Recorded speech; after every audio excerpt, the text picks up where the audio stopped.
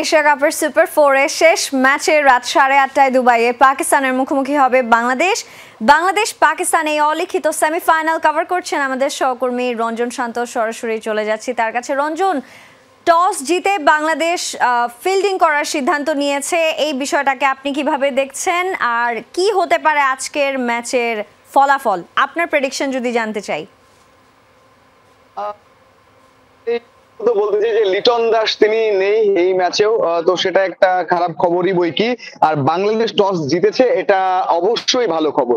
Toss জয় এবং toss জিতে bowling নেওয়া দুবাইয়ের এই উইকেটে বরাবরই ভালো, কারণ উইকেটটা কেমন আচরণ করবে এবং আসলে ডিউ ফ্যাক্টর কাজ করবে কি না, বা যদি করে সেক্ষেত্রে আগে বোলিং করা। এবং বোলিং এ যেহেতু স্ট্রেংথ, ভারতের মতো দলের সঙ্গেও বাংলাদেশ আগে বোলিং করেছে, এ কারণেই তাদেরকে যত কম রানে আটকানো যায়। এবং ভারত অনেকে ভেবেছিল হয়তো 300 রান হয়ে যাবে বা 200 প্লাস হয়ে যাবে, সেটা কিন্তু হতে দেয়নি। তো এই যে স্ট্রেংথ বোলিং এ, সেটা কাজে লাগানো এবং তারপর চেজিং এ যাওয়া। তো বাংলাদেশের জন্য এখন পর্যন্ত টসটা আমি বলবো পজিটিভ। আর লিটন দাসের যে ব্যাপারটা, যদি তিনি ইনজুরিতে আছেন, একটা আসলে তো ব্যাকলগ বলা যায়। তবে গত ম্যাচের পর একটা মানসিক ভাবে যে এই খেলোয়াড়রা তারা জানেন যে লিটন দাসকে ছাড়াই খেলতে হবে, ভেতরের যে খবরটা সেটা নিশ্চয়ই তারা আগে পেয়েছেন এবং সেভাবে তাদের মাইন্ডসেটটা আছে। আমি প্রপার 11 আপনাকে এই মুহূর্তে বলতে পারছি না, সেটা হয়তো দেখতে পারবে অন্যরা বা আপনি দেখতে পারবেন, পিসিআর থেকে দেখতে হবে। কিন্তু আমি দর্শকদের প্রতিক্রিয়া শুনেছি এবং তাদের যে কনফিডেন্স লেভেল যে বাংলাদেশ জিতবে, সে যেই খেলুক না কেন, পাকিস্তান বাংলাদেশের সঙ্গে আজকে পারবে না।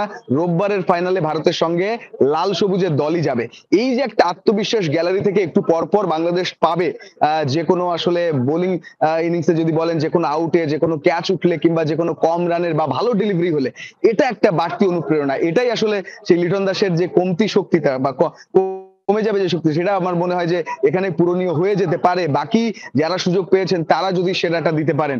ওভারঅল বাংলাদেশ গতকালই ম্যাচ খেলেছে, এটা কিছুটা আসলে প্রেসারের সিচুয়েশন, যে হেক্টিক ম্যাচ 24 ঘন্টার মধ্যে বা ম্যাচ শেষের সময় যদি হিসেব করেন 18 ঘন্টার মধ্যে আবারও খেলতে হচ্ছে।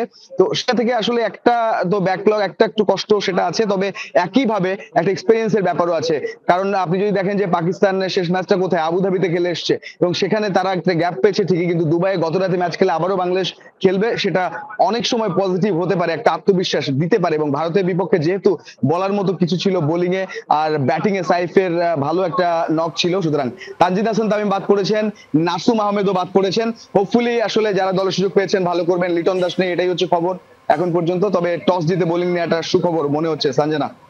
একদমই তাই রঞ্জন, অনেক ধন্যবাদ আমাদের সঙ্গে যুক্ত হওয়ার জন্য। আরো অনেক কিছু আপডেট আপনার কাছ থেকে আমরা জানবো পরবর্তী নিউজ আপডেটে।